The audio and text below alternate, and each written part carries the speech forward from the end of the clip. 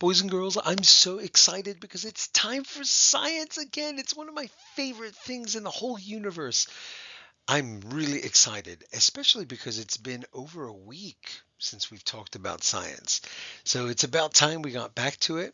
And you know how we're going to start, right? There's one other person who likes science as much as we do. You know whom I'm talking about, right? Of course, it's Discovery Dan. Let's see what he's up to. Whoa! Welcome back to another exciting week of Science Studies Weekly. This week, we're going to learn about the weather. Students just like you Yes! are watching this video all over the country, and where they are watching, the weather could be very different from where you are.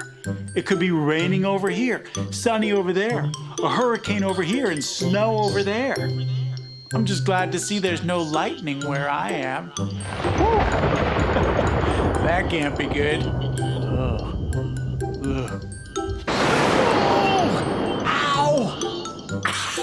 Ow! Ow! Oh. Look! Puppies! See you next week. Stay awesome.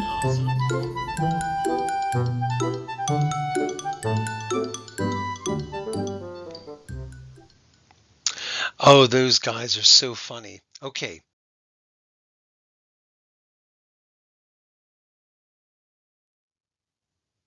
boys and girls, this is the issue of the Science Studies Weekly that you'll need. It's mixed in with all of your other issues, I'm sure. So pause the video here if you need time to find it. If you can't find it, that's okay. Just follow along here. So read along with me as I read the paragraph on the cover. What is the weather like today? Is it sunny or cloudy? Is it warm or cool? The weather is different in different seasons. The weather is different in different places around the world. Okay? And of course, weather is important. It, if we know the weather, we know how to dress. We know what things we can and can't do outside. That's why in school, we start our day with the weather report.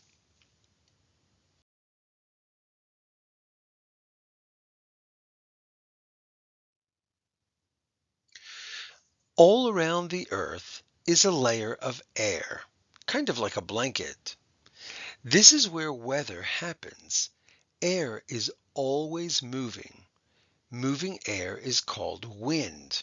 And by the way, that blanket that they're talking about, that blanket that surrounds the earth, that's called our atmosphere. Atmosphere. We're going to learn about that later. Now, look at the three boxes here with clouds. There are three main types of clouds. One is called cirrus, another one is called stratus, and the third type is called cumulus. So let's read what it says at the bottom. Cirrus clouds are light and feathery. You will see them way up high in the sky. Stratus clouds are flat layers. Cumulus clouds are rain clouds. When cumulus clouds get very big, heavy rain falls. Okay, so these are the different types of clouds. And if you look at the picture over here on the left, what type of clouds are these here? Right, these are cumulus clouds. They're the puffy ones. Okay, these are the ones that we will see before there's rain. Okay, let's move on.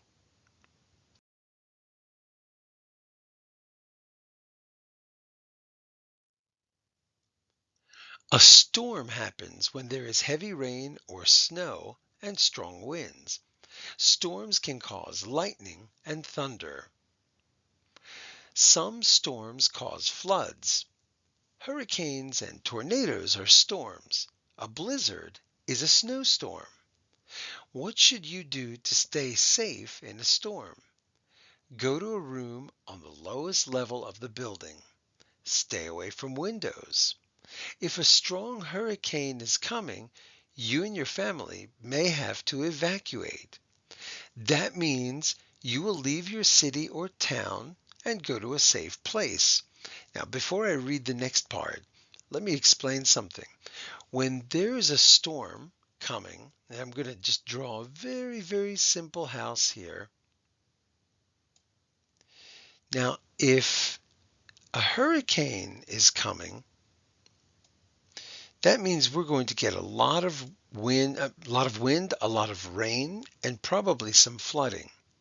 So if you're stuck at home, the best place to be is upstairs. The reason why you want to be upstairs is that when there's all that water and all that flooding downstairs, you don't want to be near it. Okay? Now, the opposite is when we have a tornado, and you can see a tornado right here in this picture. When you have a tornado, you don't want to be upstairs. You want to be as low as you can get because there isn't really going to be a lot of rain, but there's going to be a lot of wind. So you want to get close to the center of your house, away from windows. If you have a basement, go down there. So remember, hurricane upstairs, tornado downstairs. Now, let's get back to this green box that we were going to read next. This is a picture of a hurricane. Do you see the circle that looks like a hole in the middle? That is the eye of the hurricane. The eye is very calm and still. Okay, so you can see it right there. And what's interesting is that as a hurricane passes over your city or your home, it's really loud, it's windy, it's stormy, but when the eye passes over your house, it's totally quiet. It's so peaceful. It's even sunny and calm. But then the storm comes back and all that wind and noise and rain return. Okay?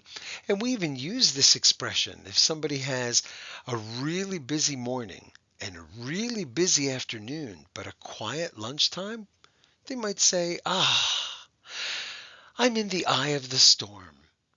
I was busy earlier, and I'm going to be busy again soon, but I'm not busy now.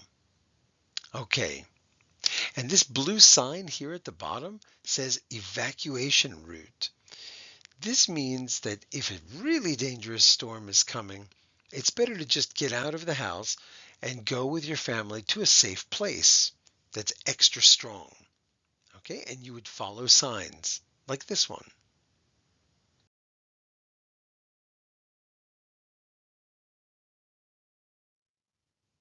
So now we're going to watch a little video on weather.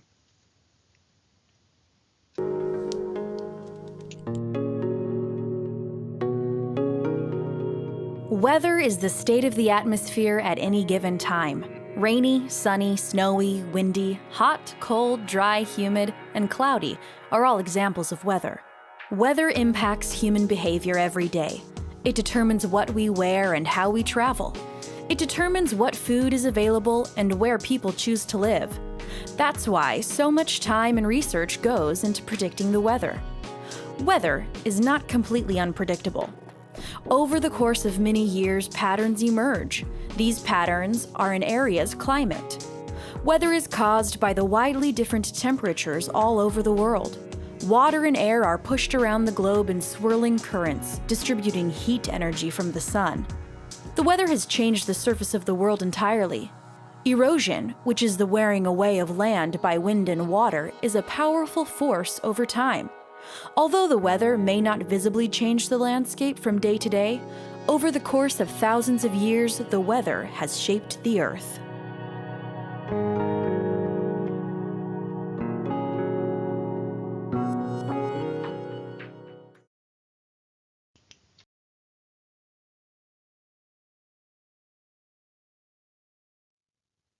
Okay, there were a lot of things in that video that we could talk about, and some of them were difficult to understand. But I want to talk to you about a couple of things that they mentioned. And I want to talk about the difference between these two things. What is the difference between weather and climate? A lot of people get this wrong. Weather is basically what you get today. If you wake up and it's raining, that's your weather.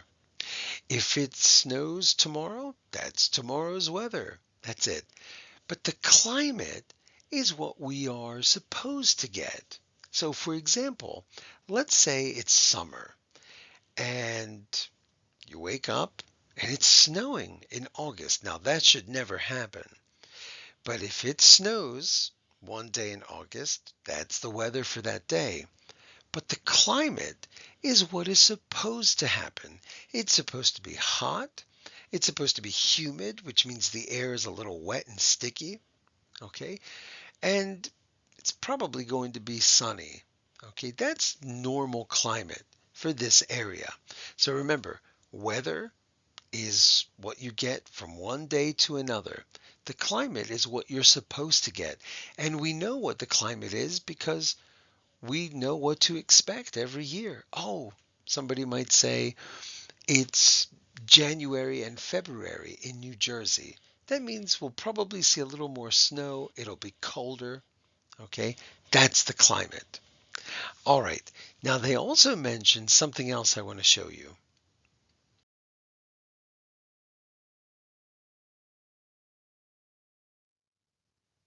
Okay, this is pretty cool, right?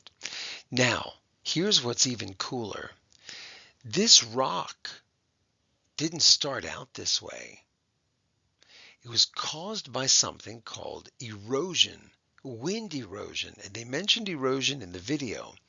Erosion is when rock is taken away, it's moved by wind and water. These patterns that you see were caused by wind, strong winds blowing through here for millions of years, shaped the rock that you see here. Okay, now there's another type of erosion called water erosion, and let me show you an example of that.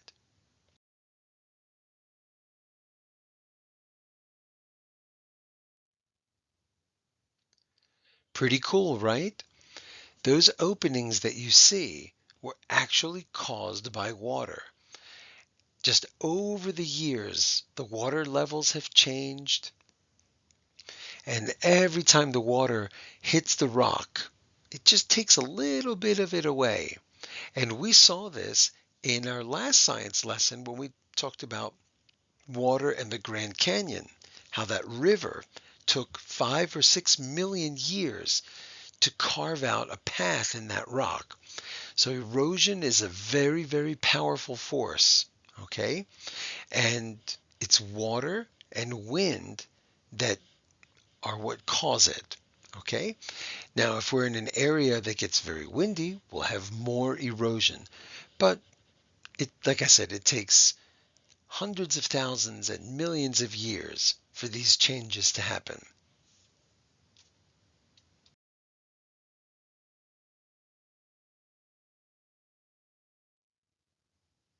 Okay, so here's what I want you to do. Find in your packet the weekly literacy connection. Okay, have that ready for our meeting. If you miss the meeting, you can complete it on your own. The other one that I want you to have is this right here, the weekly weather log. Now, we're not going to use this today. We're going to start using it next week. We're going to start it at the beginning of the week on Monday, and we're going to work on this together. Okay? That's it for today's science lesson. I hope you enjoyed it, and be sure to check out the video on seasons on the Go Getters page. The end.